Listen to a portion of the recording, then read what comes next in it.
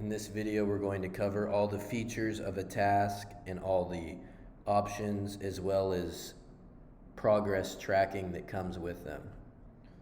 So if we look at task 1 and go to options, we can see that we have a progress bar, due dates and times, a couple actions, pin to top, archive, delete.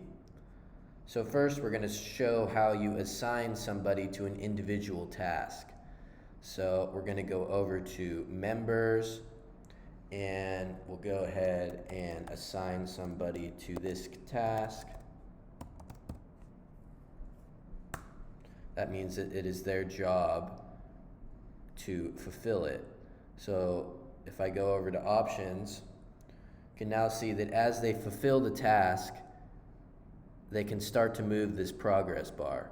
So if they have 10% done for today, well, then that means that they're at 10%. An important thing to note about the progress bar is that as you move it from list to list, it automatically resets for the next person to do their job and track progress accordingly. And with the progress tracking, you'll also see that if you look in the tree view, Krozu will automatically keep track of the progress as you fill out the tasks. So let's say this progress is at 100%, this progress is at 100%, and this one is at 45%. If we switch over to our tree view, it'll account for 5% of the whole project as a whole is completed. That is what this progress bar means. So within the task, I have a couple options here. I can set a due date and a time that this task needs to be completed by.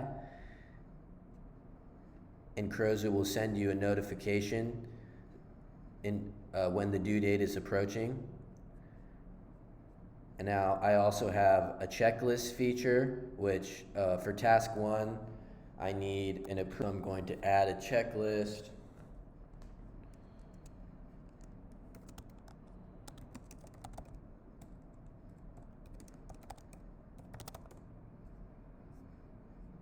Add a couple items.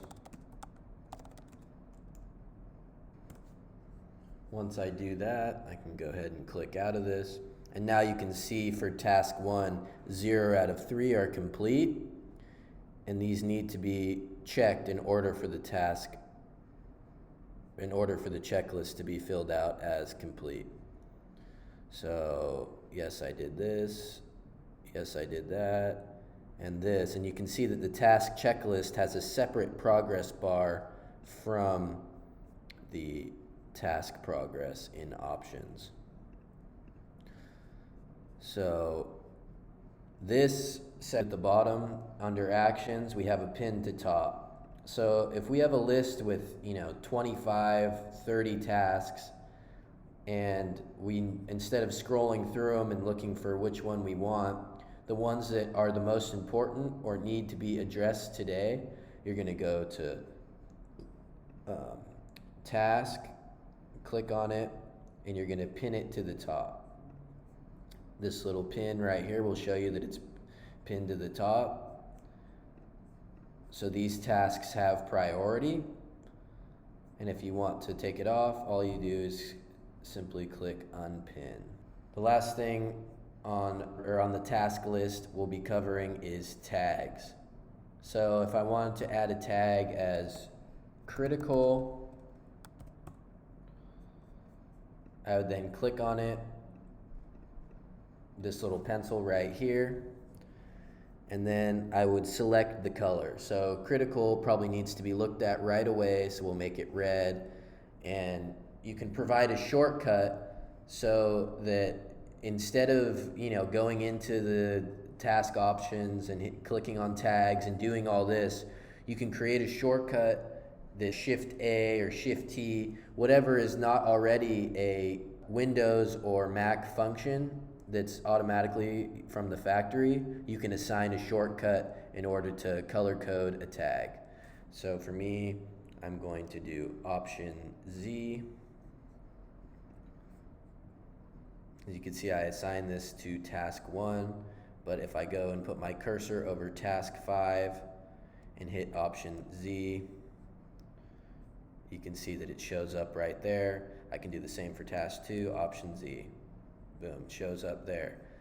If I want a different color tag, I just go back into it, tags, add another tag, finished. Click on the pencil again. It'll be, let's say, green this time. Shortcut for this one will be Option X.